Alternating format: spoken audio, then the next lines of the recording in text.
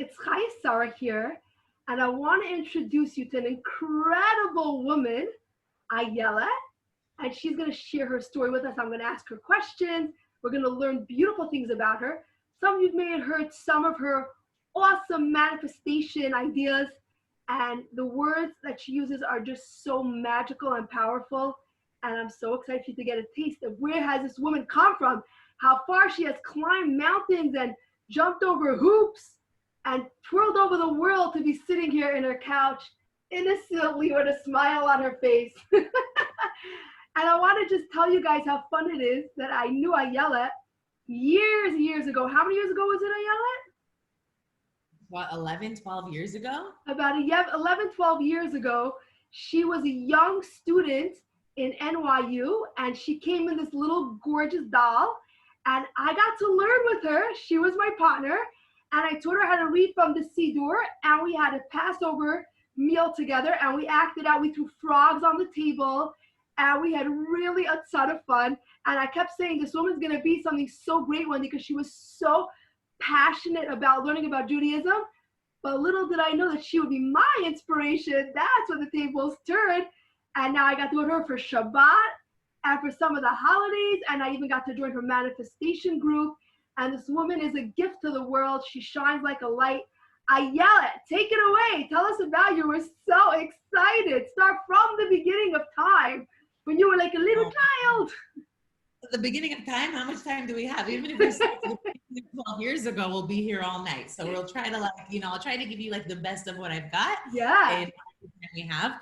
By the way, awesome. Thank you. Great introduction. I feel like you're a natural. For me, I feel like I'm watching a television show when I look at you. You're always so dynamic. So that's really cool.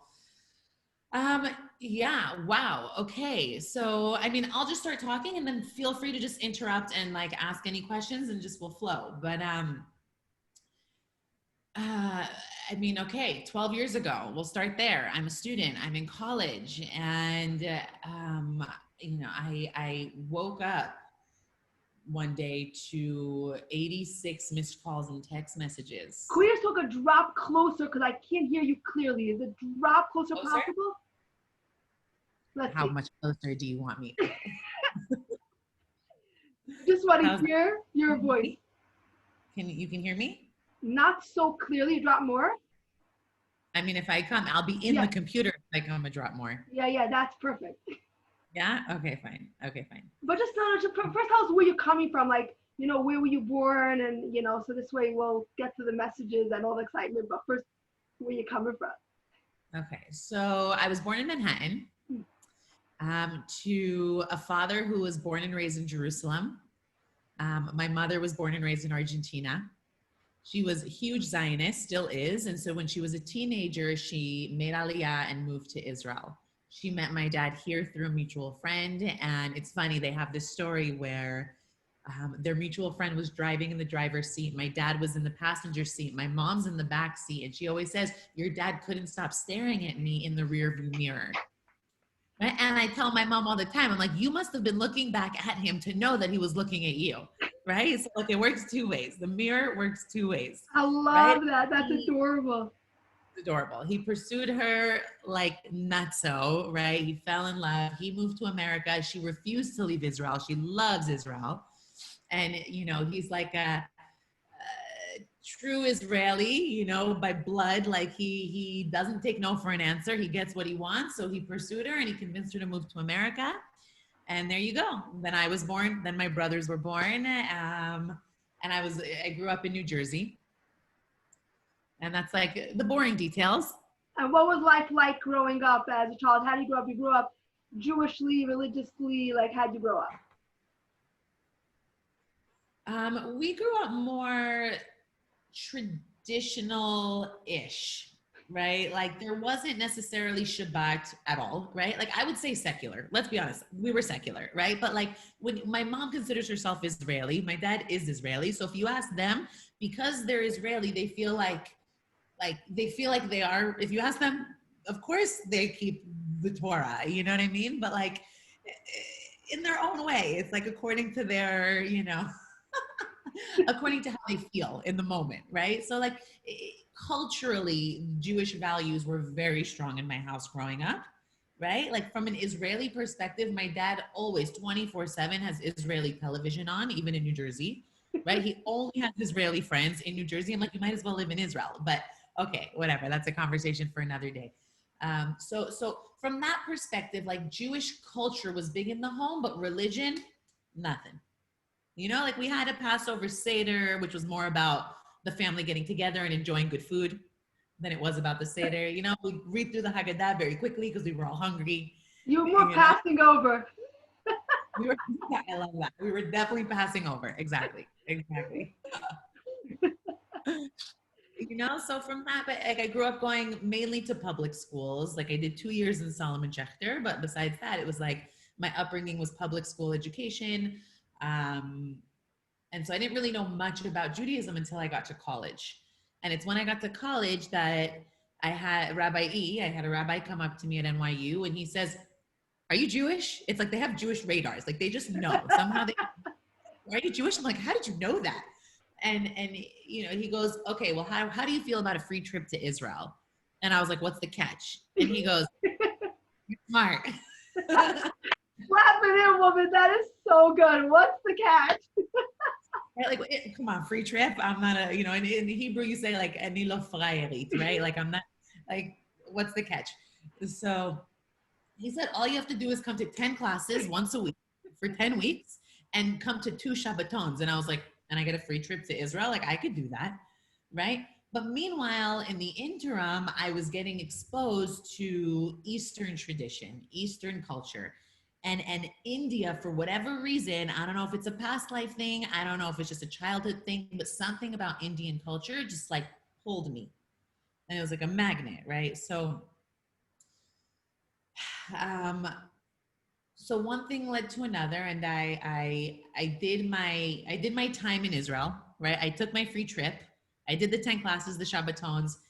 I loved it. At the time when I was in Israel and I was learning Torah, like I remember being in it and calling my parents, and you know, I was a seeker, a real seeker. Like should I go back and explain what like stimulated the seeking in the first place? Sure. Absolutely. Okay. You're a dancer too. Even when you sit, you dance. I love it. So, you know, I was 20 years old and I woke up to 86 missed calls, text messages. And before even reading my messages, because like, wow, I was like bombarded, right? I said, let me go onto social media and see, you know, what do we do when we first wake up? Social media, right? At least that's what we used to do. I do it still sometimes. But anyways, I opened social media and the first thing I see is like everyone commenting, "Rest in peace, Dawn. We love you, Dawn. We'll always remember you, Dawn." And in my head, I'm thinking to myself, like, who the heck is Dawn? Right? Like, who is Dawn? And so I'm thinking, like, when you're 20 years old and you haven't experienced loss, you feel invincible. You feel like you're gonna live forever. You know, the whole concept Yeah. of the concept of live each day as though it were your last. When you're well, for me, I can speak for myself. At 20 years old, I felt invincible. And so all of a sudden I keep scrolling and I see what pops up on my screen is a picture of my friend Danielle.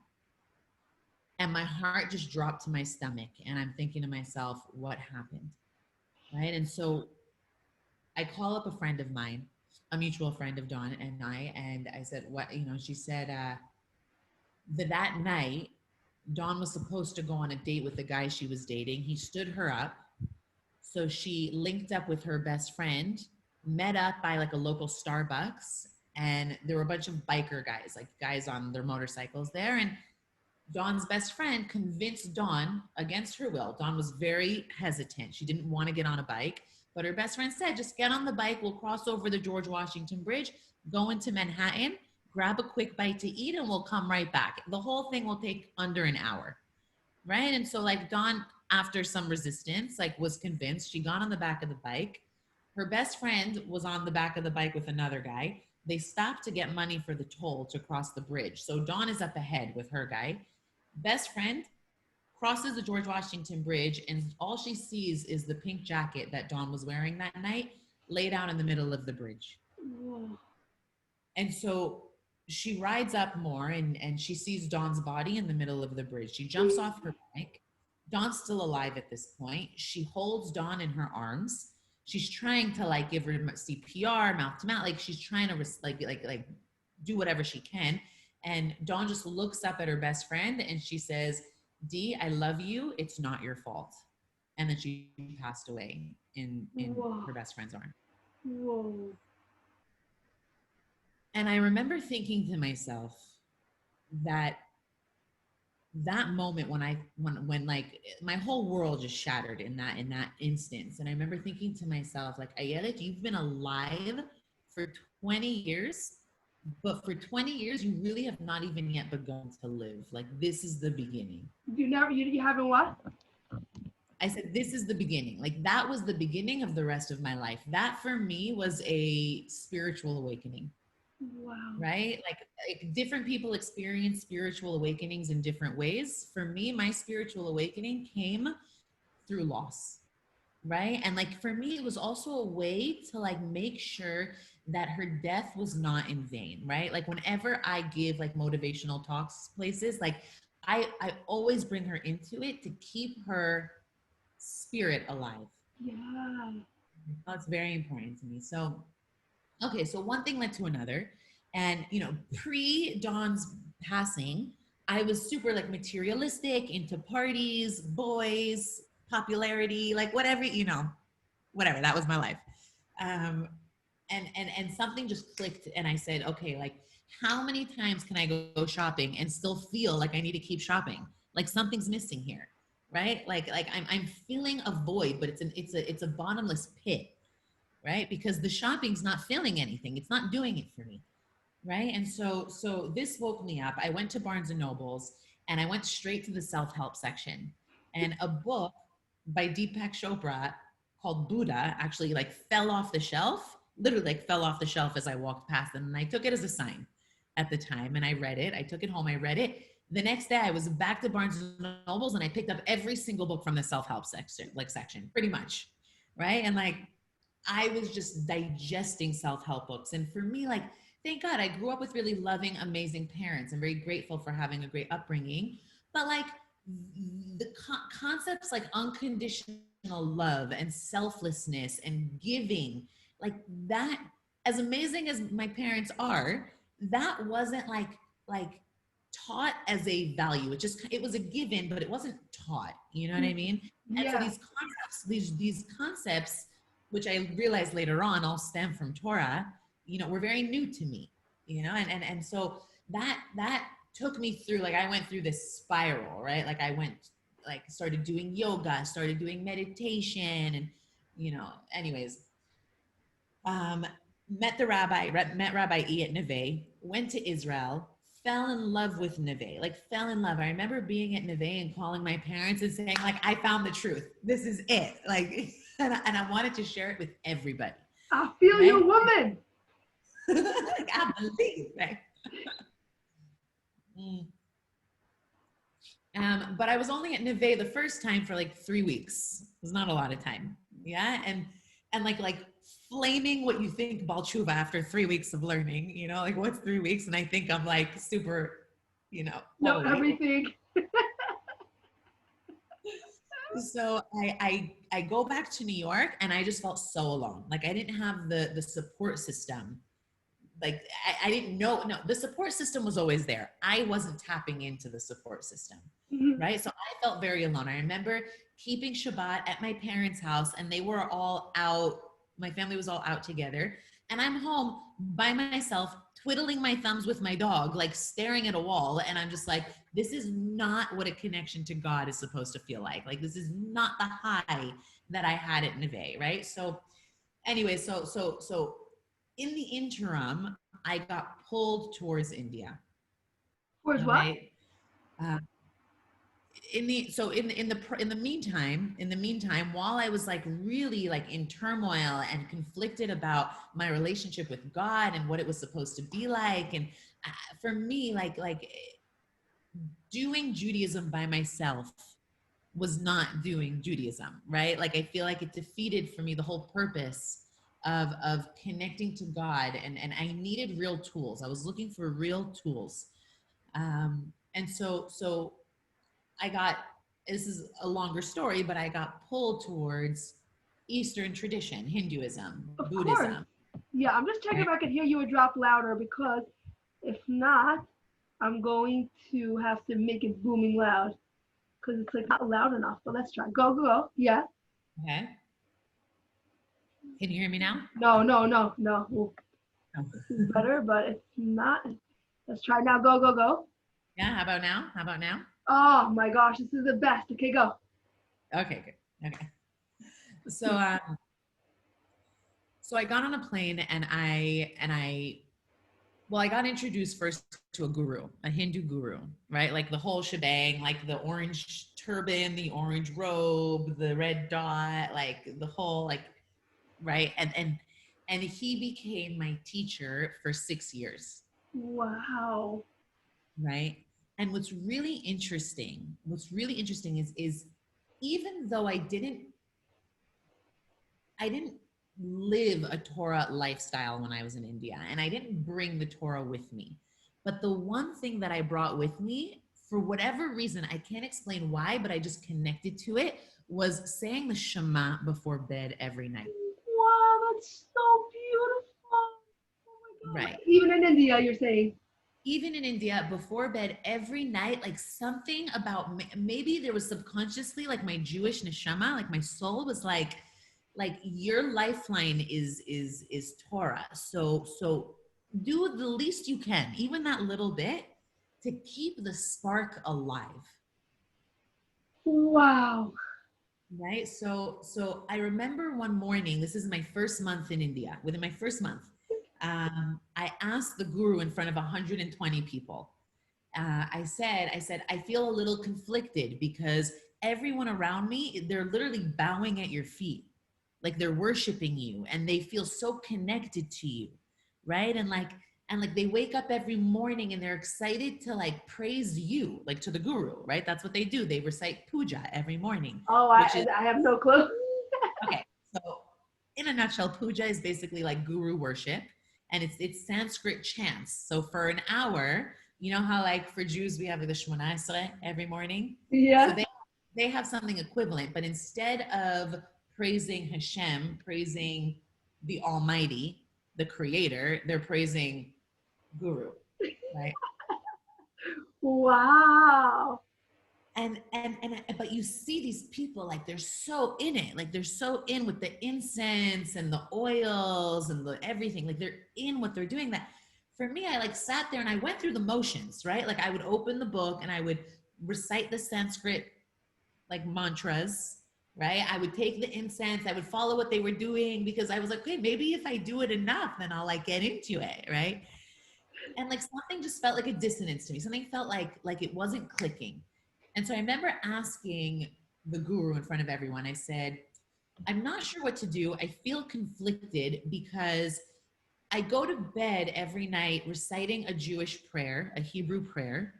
But in the morning, I wake up and I'm reciting Sanskrit Hindu prayers. And so something inside me feels like they're not aligned, like they're not like I'm conflicted. Whoa.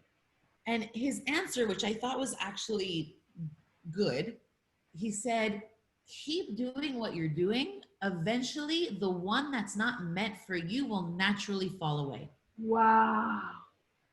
Can you say that Right? line again? I love it. Say it one more time because it's such a good line. He said, just keep doing what you're doing. Whichever one is not meant for you will naturally fall away. Right? And in the moment, I thought, okay, so like I'm here, I'm doing the Hindu thing, so maybe like the Jewish thing will fall away. I thought.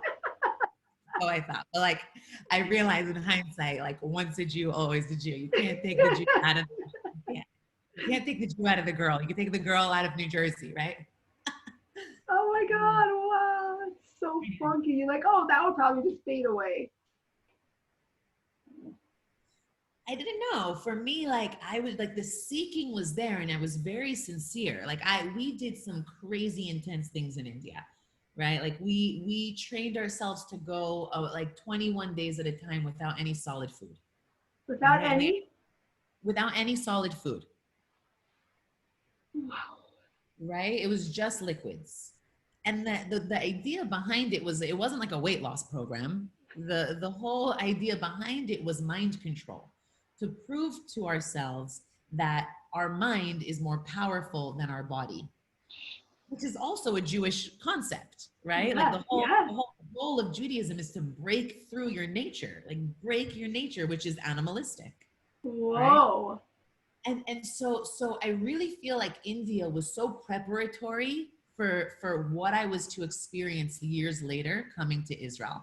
But anyway, some of the like okay, so we did these food fasts. We trained ourselves to go 2 hours of sleep a night. Like again, just to transcend the physical pleasures, the physical desires. Wait, I Um, remember you said over one wild story, but I'm trying to remember something like you hid underneath a bus or a car. oh, That's like crazy. Go for it.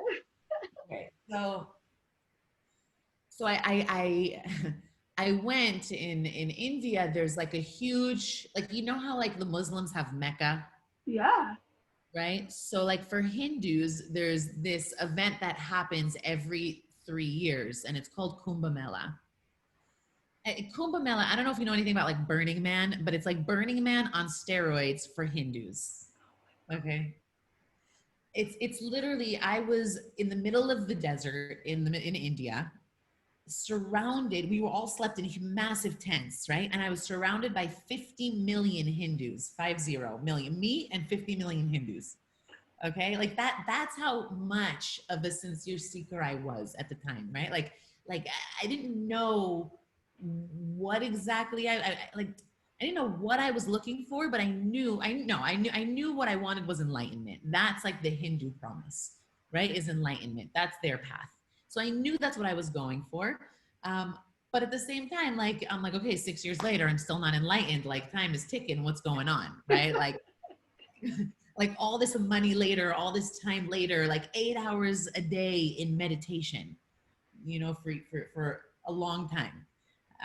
And so anyway, so I go to Kumbh Mela, which is the largest festival of consciousness on the planet.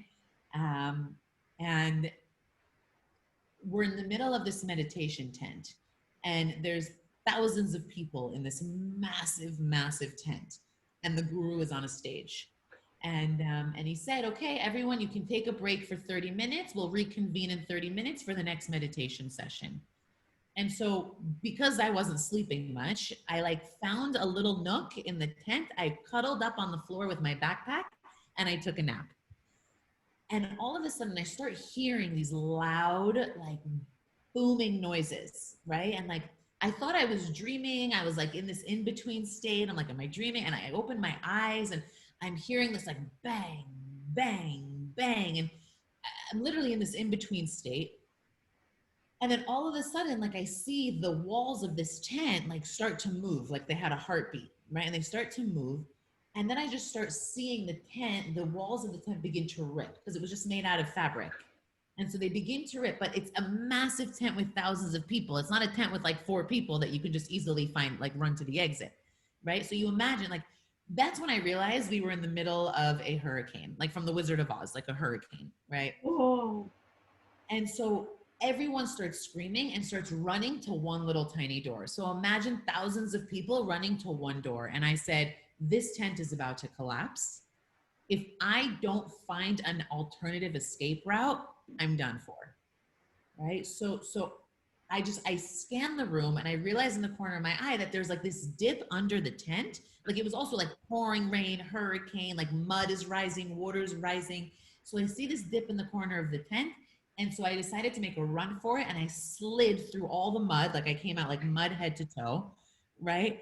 And I just see, once I get outside, thank God I managed to like escape. And I get outside the tent and things are just like flying, like metal poles, things just flying everywhere, like literally a scene out of the Wizard of Oz.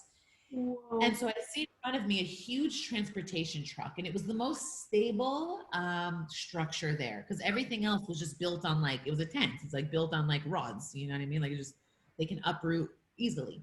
So it was the heaviest, most stable structure. So I slid under the truck and just started praying. Just started praying. And I said, God, like, please, please, please, please, please, like, let me come out of this alive. I literally thought I was going to die, literally.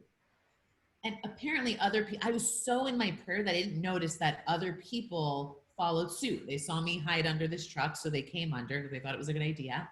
And all of a sudden I hear like an old woman's voice in my right ear. So I turn over to her and she's like piercing blue eyes.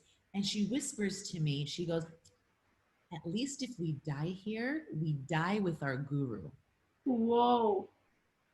And I remember thinking to myself, like, okay, lady, you've got a lot of faith in this guru. Like, that's not my thing. That is not my thing. I am not ready to die with or without my guru. Like, I have parents who love me, brothers who love me, and I love them. Like, I am not ready to go. So like, I just kept praying and I said, like, at the time I called God universe at the time, right? Big difference. But so universe, if you're listening to me, whatever, whoever's out there, like if you get me out of this, then I promise like whatever I need to do to change, I'll do it. I don't know what that thing is, but I'll do it. Whoa. All of a sudden, like within minutes, everything just got calm. Right? I mean, like the calm after the storm. The power of your prayer. Insane. And it was like, I really believe it was me saying the Shema every single night that maintained my lifeline with Hashem. Whoa. Because fast forward 2 years, right? Sometimes things don't happen overnight, right? It's not on our timeline, it's on Hashem's timeline. So clearly I was still needing to like bake there a little bit, right? Like whatever I needed to get out of there, I need to get out of there. So like, it was like maybe like a year and a half later, the guru had invited me on a bus tour. And it was just he has thousands of followers around the world. And he invited only 20 people to come with him on this bus tour for 4 months, right? Wow. Only 20 people, you were chosen from the thousands? Whoa, that is so cool. So he invited me on this bus tour, and the idea was we were going to spend 4 rugged months, nothing fancy, no like Hyatt, right? Like sleeping on bus, showering, maybe if we're lucky. And we were going to visit all of the temples in southern India. Okay, fine. So I did, because I knew it was going to be a rugged experience, I decided to take that. There was a week before we were going to depart from the camp we were living at in India. So I said, let me go up north for a week and just like spoil myself a little bit. I have friends in Bombay, you know, and I could just go there to hang out by the pool, relax, meditate, just like pamper myself before living on a bus. Okay. I'm in Bombay, I'm by the pool, I'm in meditation. And at the time I was running a women's retreat company. So the way that I was supporting myself financially was I would send women from all over the world to these exotic places and I would run these transformational retreats. Whoa, right? You would run them yourself? Yeah, I had a business partner who did all the logistics, like the marketing and stuff, but I did the on the scene, like transformational work. Thank God. And so at the time I was sitting by the pool in Bombay, I'm in meditation and I was like focusing on like visualizing what I wanted my business to look like, what was my next move, you know, like where was I going to do my next retreat? And that's where I wanted my mind to go. But while I was constantly trying to focus on my business, this voice kept trying to come and interrupt my meditation. And I kept trying to push that voice away and it kept getting louder. So I kept pushing harder. And it kept getting louder. So eventually I was like, all right, God, clearly you've got something to tell me. Let me just like, let me get out of my own way and listen to what you have to say. Right. I remember thinking that at the time. So I'm in my meditation and instantly the moment I allowed the voice in, like that intuition, that like call it Ruach HaKodesh, whatever, right? Like in that moment, this voice said to me in my head, leave this country now and go to Israel. Whoa. I could feel that. Right? So within 30 minutes, I had a flight booked. The next day I was on a plane with 2 suitcases, one filled with you know, the Indian dresses that like Hindu women wear, the Yeah. saris. Okay, so I had a suitcase filled with those. They don't fit in very well in Tel Aviv, right? And the other suitcase I had was filled with like Hindu statues, like deities, right? Wow. And so I had no idea why I was being called to Israel. Like there was no desire previously to be in Israel whatsoever. Um, but it's so interesting because when you follow that inner guidance, when you do Hashem's will and you follow that inner guidance and you don't resist it, Hashem shows up big time. Right. Explain it in your own words. Like, what do you mean by that for like people who want to understand? Meaning, like a lot of time, I feel like Hashem speaks through us and gives us messages all the time. But because, like, we in our little tiny mini worlds think that we know best and we know better, right? We resist his guidance, we resist his messages, right? And so Hashem says, okay, you can resist, but what you resist persists. So the more you resist it, the more you're just going to have to learn the hard way, right? And so for me, you hear what I'm saying? Yeah, it's so Yeah, wild. wild. And so sometimes, like for me, I guess because of like the meditation practice that I had, I learned how to listen to that voice and I learned how to follow it,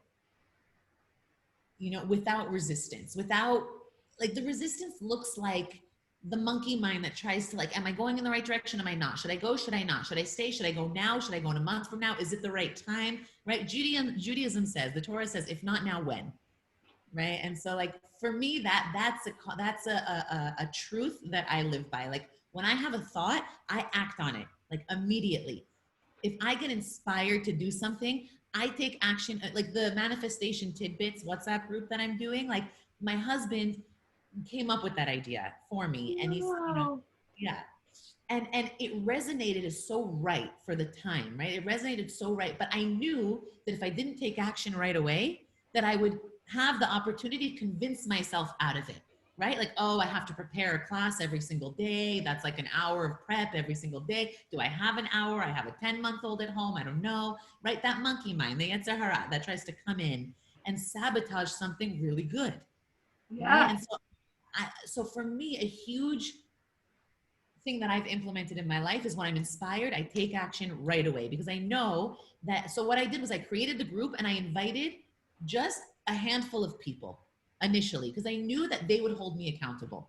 If I invited a handful of people and I told them I was showing up daily, I'd have to show up, right? So okay, that was a tangent, but I so Oh, I can. okay. We like it. Everyone should just know very quickly that Ayelet has an incredible WhatsApp group where she talks about how to manifest beautiful things into your life, how to get rid of the sabotaging voice. And Ayelet explains to you how to like build yourself into the best you can be. Even if you weren't the best you could still become the best you, right? And she teaches you how to like, maneuver yourself and how to get out of your own way. And guess what? You know what the word is? It's called free. We like free. So for now, it's free. And if you want free, let me know and we could put you on her chat and she could send it around. It's just awesome. But I also explained this that all this idea that came into her heart and mind came from the meditations, which is so cool. And that's how it led you to your life today. So like your whole life Absolutely. had to come to that from there. Wow. Absolutely. Yeah. And thank God I intend for it to always be free. It's just something that like comes straight from the heart. And like, as my dad always says, free is the best price. So, I like the accent. Free is the best price. anyways, thank you for that little promo intermission. So, okay. I'll share with you the link for the WhatsApp group if anybody wants to join. But meanwhile, okay, so I knew for me coming to Israel, I had to because I knew if I resisted that voice and tried to overthink it, that I would just have to learn the lesson in a way that might not have been so pretty, or so desirable. So, okay, but again, when you listen to that voice, Hashem shows up. He always takes care of you, always, always, always shows up. You're never left stranded, right? And so I called up a friend of mine who at the time I wasn't observant yet. And so the last place I wanted to be at the time was Jerusalem. So I said, if I'm going to go to Israel, I'm going to go to Tel Aviv, right? Hang out on the beach with other yogis, meditators, drum circles, the whole, experience. Wait, But I I have called a the, quick question. Just a quick question. You said that you were going on a 4-month thing. Did you do that, or you ended up not doing it because of voices in your head? okay, thank you. So I did not do it. Oh, that's why you skipped it. Okay, because I was like, wait, I'm not sure what happened. I did not do it.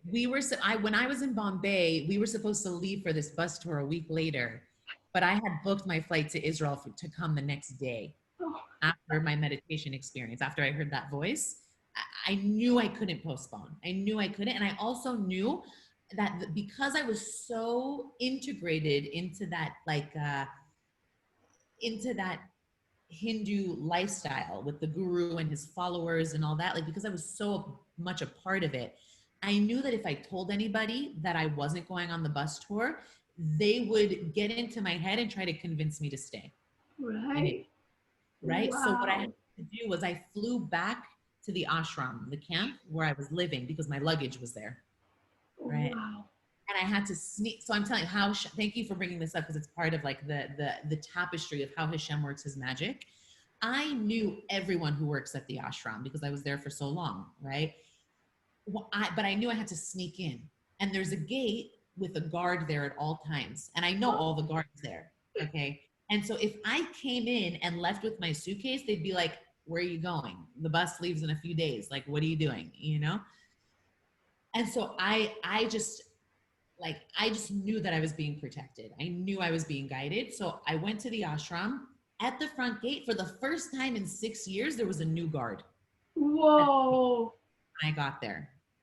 And so I snuck in. Also, there's always people walking all over the camp, like where we were living. Like there's people walking all over the camp at all times. And it just so happened that when I snuck in, the guru had called a meditation session and had everyone in the main hall so that nobody would see me when I went to the dorm to get my luggage. Oh my Right? God, it sounds like the Jewish people going out of Egypt.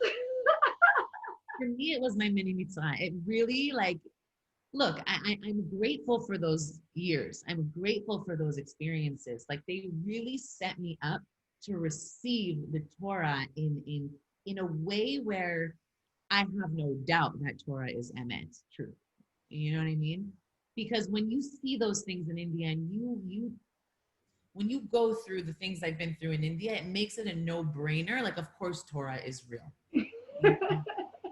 Like it's just a no-brainer. So I drank Torah up. It just made sense. It made sense.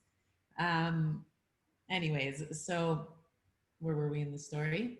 So now you're going to Tel Aviv. Right. Okay. So, I go to Tel Aviv, but I didn't know where I was going to stay. I don't know anyone in Tel Aviv. The only person I knew was a family friend of ours who lives in Jerusalem. Okay. So I called up this family friend and I said, do you happen to know anybody who lives in Tel Aviv, like that I can stay with? I'm happy to pay rent, whatever, but I'm arriving tomorrow, and I have nowhere to stay. So my friend said, ha ha ha ha ha, lucky for you. I just rented an apartment on the beach in Tel Aviv a week ago with an extra empty bedroom. Stay as long as you want for free. Oh my God. Whoa. Right? God, you're awesome. That is like, That's what I'm saying. wow. It's all these moments where I just feel like I say like Hashem gave me a forehead kiss. Like I'm constantly feeling like Hashem's giving me a forehead kiss. You know what I mean? Like I got you, girl. I got you, like a father to a daughter. Yeah, that's awesome. So yeah, and there's so many other like hashgacha prati, like so many like divine moments where like Hashem's hand was just so clearly designing the whole setup for me to just end up like meeting my husband, deciding to live in Israel, arriving to Jerusalem. Anyway, so I stayed in Tel Aviv for a month. Okay. And because I came from like such, like I was doing really deep spiritual work in India. Don't get me wrong. It's not all like avodah zarah. It's not all. Of course, you would try to find yourself. What? Right. Who was Ayelet? Well, exactly. Like, right. Um, and so I knew what Shabbat was because I was at Neve years earlier, remember? So I knew the concept of Shabbat. I didn't connect to Shabbat at the time. Now it's like Shabbat is my lifeline. Now, like the moment Shabbat comes in, like I turn off my technology and I'm like, thank you, Hashem, for this moment of like digital shutdown. Like I get, it feels for me like the same way our cell phones need to be charged, otherwise they die. It's like for me, I'm like a human, like vibrating mechanism that I need a recharge every week. Otherwise my brain will get fried. We burn out, you know? Explain it. Go, go, go. Explain a little more. Like, how did Shabbat suddenly become part of your life? Because many people think Shabbat is like annoying. You can't do this, you can't do that. And it feels like, is it really that important? So for someone who didn't grow up with it, like, how did Shabbat become like something special to you? Because that's like a big deal. Oh my gosh. Okay. So, you know, Judaism has this idea that if you take on doing the action, even if you don't really feel it at first, the more you do it, the more it becomes you until you own it. Right. And eventually, if you do it enough time, this is cognitive behavioral therapy, by the way, right? Like this is all cognitive behavioral therapy. Like the more you do it, the more you shift your cognition, your thinking, and then you start to see how your entire mental framework, like you start to see how the benefits work. Right. So obviously Shabbat is like about having this time to connect with Hashem, to connect with your community, to connect with your loved ones, but it's not just that. I feel like our creator knows his creations and he knows what we need in order to ensure our ability to actualize our fullest potential. If we tapped into the essence of what Shabbat is and how it works, I feel like we would all understand how Hashem is just programming, like put into the blueprint. Like the Torah is a blueprint for life, like how to live your most self-actualized life, right? Like you want to actualize your potential, go learn Torah. You want to be the best version of yourself you can be, go learn Torah. Like serious, this is coming from someone who spent time learning from shamans, living in a treehouse in the Amazon jungle, right? This is coming from someone who's done like 10-day silent retreats. Like I haven't spoken for 10-day Vipassana retreats, That's what right? I Like, like to talk now. I'm just oh my God, kidding. I don't stop. Are you kidding? I did my time, okay? Like I put in my work. I did my silence. um, right? Like coming from someone who's like spent a lot of time in Zen Buddhist monasteries, studying Zen Buddhism and studying Hinduism and all the isms until like, but the merging of like heaven and earth is in the Torah. The merging of the spiritual and the physical. Like a lot of what I learned in Eastern tradition was like transcend the physical, right? Forget the physical, transcend. Forget the physical, transcend. Right. And then there's like a lot of like the Western culture, which is like all physical, it's all material. Right. Is that okay that I'm saying that? Whatever. I was there once. I get it. Like I still like things, don't get me wrong. And then you have Judaism and you have Shabbat, which is all about teaching you how to take the physical and elevate it, right? How to take the physical and experience the spiritual in every moment. Like I always say, like Jews are wizards. We're all just like, especially the rabbis, like they're wizards, right? Every time we say a blessing over something we eat or drink, like we're actually creating worlds when we speak. Like abracadabra is ancient Aramaic and it translates into it shall be created in my speech, right? Like worlds get created when we speak actually. And the Baal Shem Tov says, our holy Jewish sage says that there's no word that we utter that disappears, meaning our words stay in existence for eternity, whether we can understand what that means or not. Every word we utter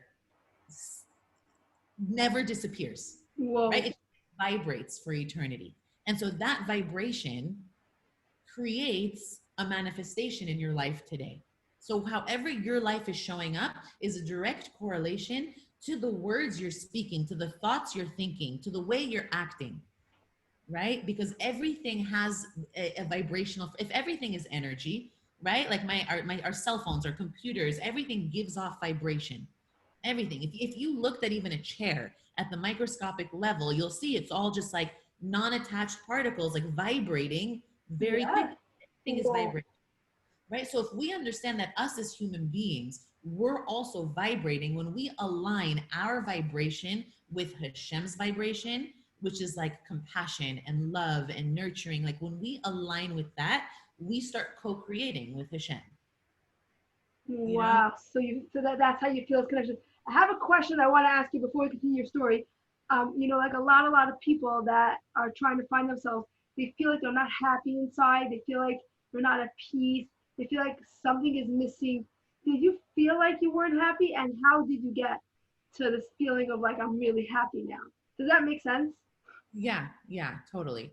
So, you know, what I will say is like, thank God I've always been a upbeat person, right? Like my energy, like I've always been an upbeat. You know what?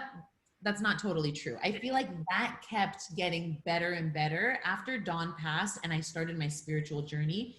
Like I like my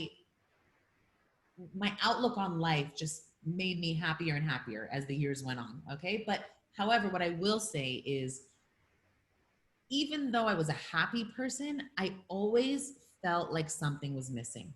Mm, Right. And of course, like when I had moments where we all have moments where we're not so happy. So even in those moments, like I didn't know how to have a relationship with my unhappiness, with my challenges, with my struggles. Like I didn't know how to cope with them. So for me, like running away to an ashram was the solution. Running away to India was a solution. It was a way for me to like patch up the parts of me that I didn't know how to really deal with. You know what yeah. I'm saying? Yeah. And what I really felt like Torah gave me was, again, that blueprint. Just to drop closer because we can't hear. I really feel what? That what Torah gave me, what it added to my life was a blueprint, was really just like a blueprint. Like you want to live your happiest life, here's how. You want to live your most authentic life, here's how. You want your soul to feel at home, then here's the gift, Whoa. Oh my right? gosh. And so I But said, I'm curious, like when you saw it, you probably feel like I could never be here. Like this is like for those, rabbits with the beards down to the floor. It's not for me. Like I could oh, never become one of those crazy Jews. Like that's nuts. I'm never right. gonna be one of them, right? Isn't that like how you Oh, felt? that was like becoming observant was the furthest thing from what I wanted, right? I said Tel Aviv over Jerusalem. Like I refuse. Also for me, like, my family's secular. We grew up pretty secular, like culturally Jewish, but secular. And my dad actually growing up in Jerusalem, his brother ended up like learning in yeshiva his whole life. And so he has a Haredi brother who lives in Beitar, who's Oh, like a Kabbalist with 9 kids, right? Like, right. So my whole life growing up, when we would come to visit, I always felt othered, and I would see them and I'd be like, that's just weird, right? Like, what are they doing? That's just weird. For me, it was like, that's how I understood Judaism to be. I didn't realize that Judaism was really just also like a psychological handbook. Obviously, the main goal is to have a really deep relationship with God, with yourself, with others, right? To learn how to have healthy relationships, but like it's also a psychology book, right? It teaches you how to handle all your parts, all your emotions, all your feelings, so for me it was very profound because I'm a therapist, and a life coach. So to merge my work and see it in Torah and see it sourced in Torah was like profound, right? So I will say, when I got to Israel, I said I came with 2 suitcases, one filled with Indian clothes, one filled with statues. So once I realized why Hashem had me come here, and once I started learning Torah, and I realized like, wow, everything I was looking for in all these countries around the world is really like in the palm. It was literally in my own backyard the whole time, like, right? When I felt like, okay, this is my path, and I knew it to be true, it was my first Yom Kippur here. When I first started taking ooh. mitzvot, my first Yom Kippur, and what I did was I took the suitcase filled with the Hindu statues, right? It was $13,000 worth of like gold and silver statues, right? So like I had one of two choices to make. I could have either sold it and gotten the cash, but Yeah, what I I would feared was have. Give me the money. what I was nervous about was that the statues would end up in the wrong hands. I didn't like they were deities, right? And I didn't want to have these deities end up in the hands of Jews because people don't really realize what they're tapping into when they have these statues, right? Like Whoa. it's not it's not recommended. Okay, so I went to in Jerusalem. There's a street with a huge dumpster that crushes the garbage. And so I put everything in a garbage bag, all the statues, and I literally stood there. I threw the bag into the dumpster. I stood there to watch the dumpster crush the statues. Whoa. And I remember feeling like Avraham Avinu, like in his father's shop when he like crushed all his father's statues because he realized Whoa. Hashem is one, Hashem Echad, right? He realized like God isn't in these individualized statues. God is oneness. God is transcendence, right? And so for me, it was like a very big separating moment. I separated from like my Hindu years to like my Torah future. And that opened up so many doors for me, that experience. So I mean that's Wow. So it's like, how'd you land up to Torah? Like, how did that happen? um So you- again I was being led. Okay, so that one first month that I was in Tel Aviv, I needed spiritual experiences. So I decided to like just let Hashem guide me, right? Let God guide me and get me to different people's tables, right? For Shabbat, for that 1 month. And every time I leave, I'd have to leave Tel Aviv to go somewhere for Shabbat. I remember like hiding my phone in my jacket at a Shabbat meal. I'd have a friend like ready to pick me up at a certain time outside, like down the block. So like they wouldn't see me leave in a car. Right. right? Yeah. How um, sweet. and so my first Shabbat, I ended up at at Rabbi Katz's house. Yeah, I know cats. Yeah. Oh my God, the first Shabbat. Yeah. Yeah. Oh my God. After India. So it was me, Rabbi Katz and his wife, and Rabbi Avraham Sutton and his wife. Right. You know Avraham Sutton, Rabbi Sutton? No. Oh my gosh, he's incredible. He's amazing. He's amazing. But anyway, he's written tons of books. So here I have like two huge like spiritual giants, right? Like they're so wise. And I just had this opportunity to ask them all my questions about Judaism, Whoa. share with them my experiences about Hinduism. And they literally would open up Jewish books and say, oh, see what you experienced in India? It's sourced right here. See that? It's sourced right here. We have Whoa. plus more. So that like blew my mind, right? The fact that I could have what I got there plus so much more blew my mind. Because when I was in India, I felt like I reached a glass ceiling. It got to a point where I'm like, this can't be it. You know what I mean? Like my life is not about worshiping another human. Like not for me. Like this can't be it. And so I needed a breakthrough. And so for me, Torah was leveling up. You know. And so one thing led to another. And the next Shabbat, I ended up in Sfat. Again, another mind blowing, like, what is this place? Like, where am I? You know, like, it's a spiritual vortex. And then after 1 month of being in Tel Aviv, like, I remember every Motzei Shabbat, I would come back to Tel Aviv and just feel like my soul couldn't be there anymore. Like, I needed to be in Jerusalem. Wow. So again, like Hashem just hooked me up. I took the first apartment I found in Nachlaot in Jerusalem. Of course. And I went straight to a seminary, went to, you know, I started at Mayanot, then ended up at Neve.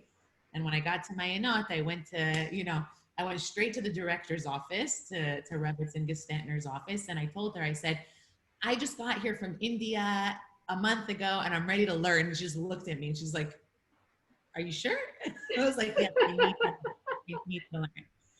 And so one thing led to another. And like, I never looked back. And, you know, and then manifestation became part of my life's work because it's a lot of what, what I was trained in India, but by coming to Judaism, I wanted to make sure that I was incorporating manifestation and teaching it sourced in Torah and psychology, right? And so like for the last few years, that's been part of my mission. And that also led me to meeting my husband. Yes, I wonder how did you manifest him, because I know you did a good job at that one. We'll finish off with that, but I'm gonna want more. But we'll finish off with this. I'm so excited that I got there. I mean, so I'm sitting at Neve. Like I knew how to do this manifestation work, right? Like for me, manifestation is all about co-creating with Hashem. He's the ultimate manifester. For me, it's just a matter of getting out of my own way, right? I'm not the one manifesting. He is. I just need to get out of my own way and let him work his magic, because his magic is way bigger than anything I can conjure up for myself. I think. Yeah, I know. Yeah. So I was sitting at the cafeteria in Neve, and like I knew in that moment that I was ready to get married, and so because I had that clarity, I uttered the words to the girls sitting at the table. I said, I'm going to meet my husband in the next couple months, and we're going to be married before the end of May of this year. Before the end of May of this year. Whoa. Will you stop Corona for us? No what? Will you stop Corona for us? I say Corona stopping in the next 2 months. And I believe it's ending before Hanukkah. Could you do that for us? Could you manifest it?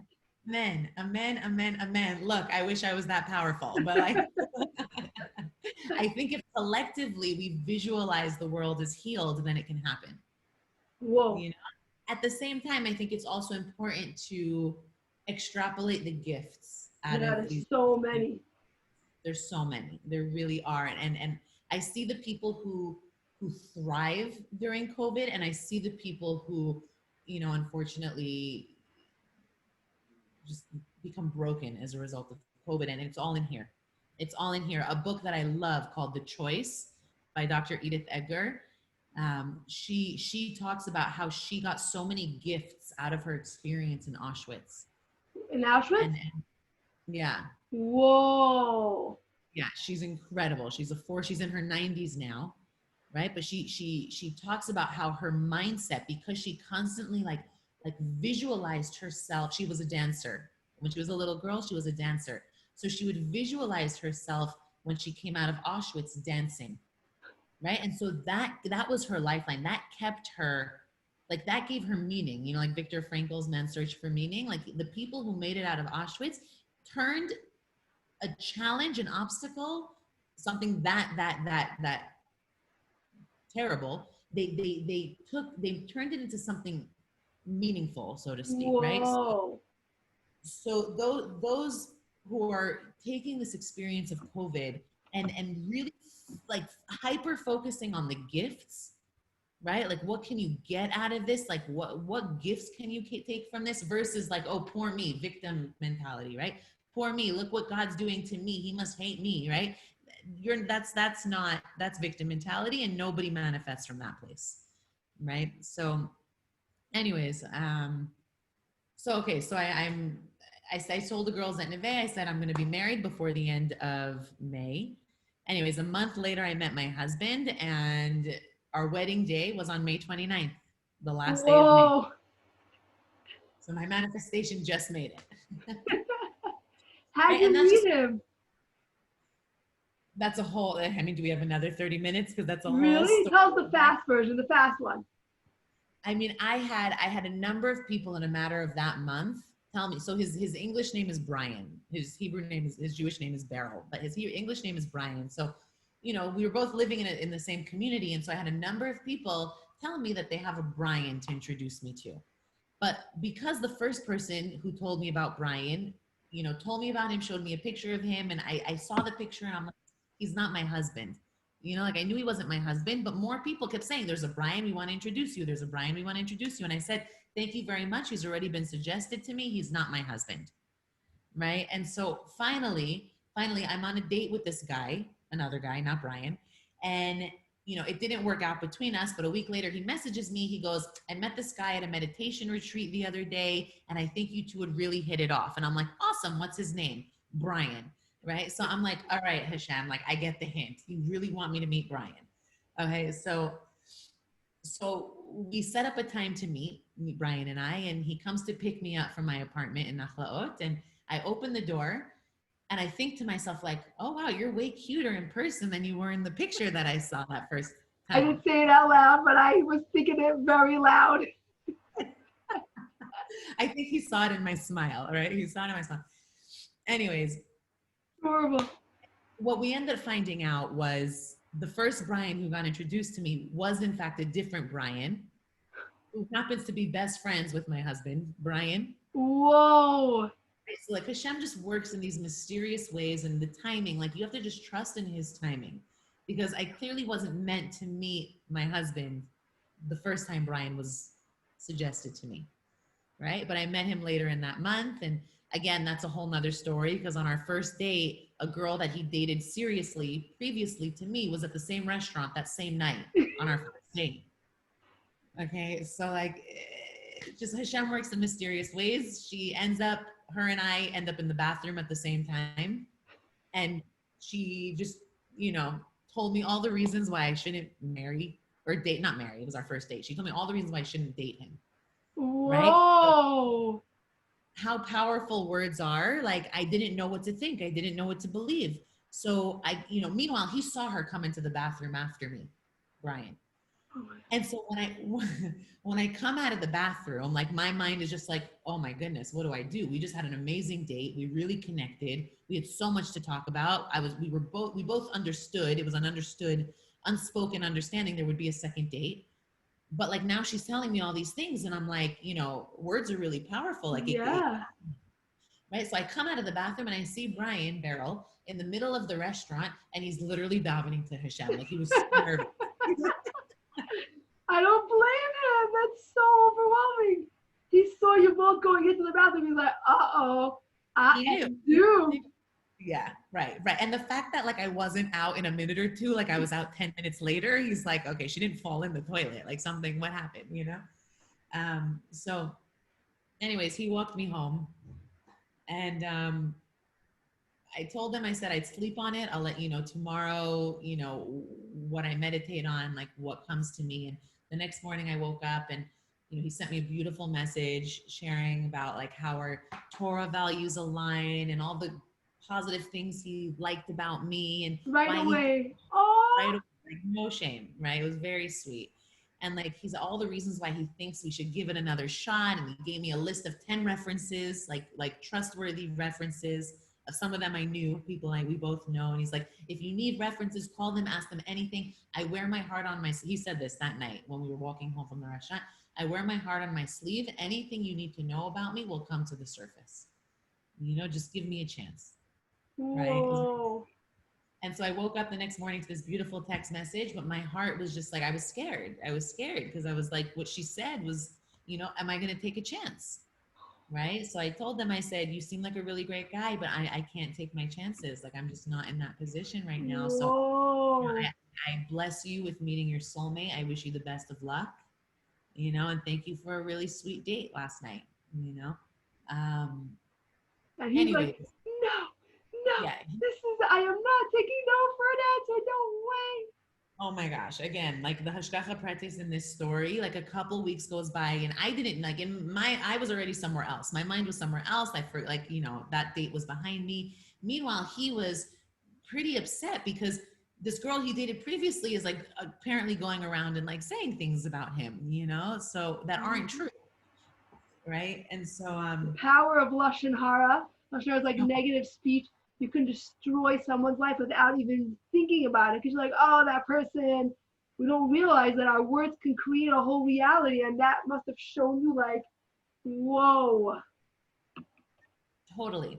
So a couple weeks go by. I'm in shul davening, and a woman who we both know, both Brian and I, Beryl and I, a woman we both know from the community, she pulls me out of shul to talk to me. And meanwhile, like I knew him as Brian at the time. Right? That's how he introduced himself. But everybody else knows him as Beryl Yosef. And so this mutual friend, she goes, I heard what happened. And I'm looking at her like, something happened? And she goes, with Beryl Yosef. And in my head, I'm thinking like, who the heck is Beryl Yosef? I don't know that guy. I know a different one. Right. Adorable. So she says, oh, Brian, we're very good friends with him. He learns with my husband. We know him very well. We've known him for a very long time. He's an amazing guy.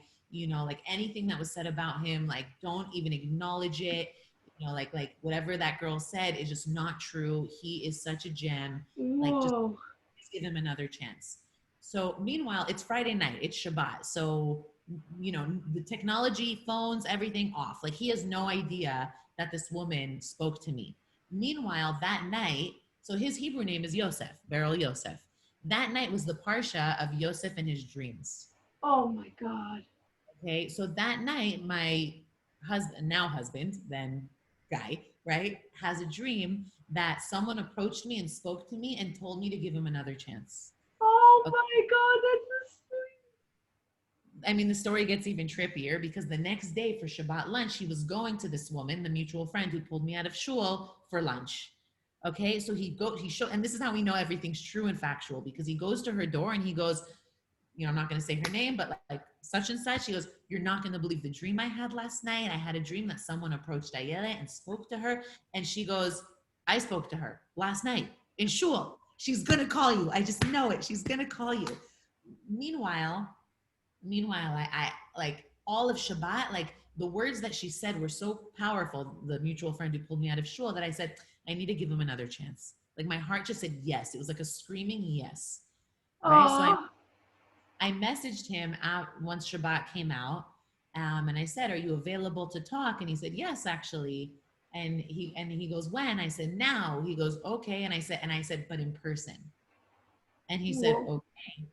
And so we met up at a cafe, and he was already there when I arrived. And I sat down, and he goes, "Today's actually my Hebrew birthday."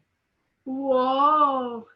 Right. And so I said, I looked at him and I said, look, I have a proposal. I said, let's start fresh. This is our first date. Let's get to know each other. And I never brought up that girl in the bathroom and what she said. We just moved forward. And after getting to know him, I realized that everything she said was just totally false. Whoa. Whoa. And then, yeah, and then Oh X amount my of time gosh. later, we got So you're engaged. And saying, then yeah, you're saying a very interesting point. It doesn't matter how old you are, you can manifest at any point. It's not like, oh, since I'm this age, I can't get married because I'm older already. No such thing. It's like, doesn't matter how old he is, how old you are. It's like, if you really want it, you can like, zero in on the way that would be real for you, and you can absolutely like it at any age. 100%. I have clients who are in their late 40s, almost 50, who manifest their husbands, like it's for sure. I have a woman who is in her she's either in her late 70s or early 80s. And she was actually married twice before, but both of her previous husbands were deceased. So she was a widow. And she met a man who also had a similar experience. They got married and they're living the rest of their lives together in happiness. Like You helped her manifest it? we did some work together. Yeah, thank God. Oh my gosh. So tell us about what you do now. So if anybody wants to find you, they can get some good help. So yeah, I help. I mean, the thing I enjoy doing the most is helping women manifest their husbands, right? Like really getting into the headspace, helping them remove whatever blockages are between. Hashem is only good, right? Hashem just channels good. He's only light. If things are not working out for us, it's because we're blocking his light. We're blocking his manifestation. But he constantly wants to give. Like if you put a plant outside and you give it the ability to receive the rain and sunlight that it needs, it'll grow, right? But if you just move the plant a few feet and you put it under a roof, it's not going to receive the shefa, the abundance that's flowing. The flow is there regardless. The sunlight, the rain is there regardless. So we just Whoa. have to put the plant back under the shefa, under the abundance. And So what would similar, you say, like, if somebody wanted to like just get an idea from this whole message, like what idea would you say to like get out of the way and put the plant in the sunlight? What would you say? How, like the short version, how would you do that? do whatever you need to do to believe that anything is possible. Anything. Like become resilient at running after that belief and making that belief your reality. Anything is possible. I mean, Really, anything. like if you write down in the positive, like what you want to see for yourself, you bring in more of that good energy because you're actually like, when you write something down, it becomes more real. Can you manifest better that way? Well, it starts with your thoughts, right? Like if you like sein good, tracht good. I'm not Yiddish. I don't do Yiddish, but as I do my best, right? If you think good, it'll be good, Right. right? So start with your thoughts. That's what our sages taught us. Rabbi Nachman talks about it everywhere. Like if you think good, it'll be good. And then what follows thoughts is speech. Whatever you speak, abracadabra, it will be created in my speech, Uh-huh. right? And it follows with action. So there has to be some action that you take, but the action can't be an action that you resist something. Meaning, like, I mean, now we're getting into a whole like actual session, but the idea is like if fake it till you make it. If you act as though you're, or you believe with all your mind, body, and soul, and you visualize yourself as already married, then you're already revealing your husband. It's not that you're drawing your husband to you, right? Like the law of attraction and the secret and all that stuff. The difference between that and Judaism or Jewish manifestation is what they say is, attract the partner, draw him to you. Hashem's saying he's already there. You're just in a crowded room, right? Your husband is on the other side of the room. So you just have to sort through all the people that are between you and your husband, but he's already there, right? And all those people represent your negative thoughts, right? The beliefs that say it's not possible. Maybe I'm too old to get married. Maybe I'm not good enough. Maybe I'm not worthy. Maybe I'm not deserving. Maybe I'm not pretty enough. Maybe I'm not enough, not enough, not enough. Every single person in that room represents another not enough. So we Whoa. have to sort through all spider webs to have him, what is already there, be revealed to you. So that's a class that they're gonna have to listen to because you're not gonna get it in, like you're not gonna understand how to do that.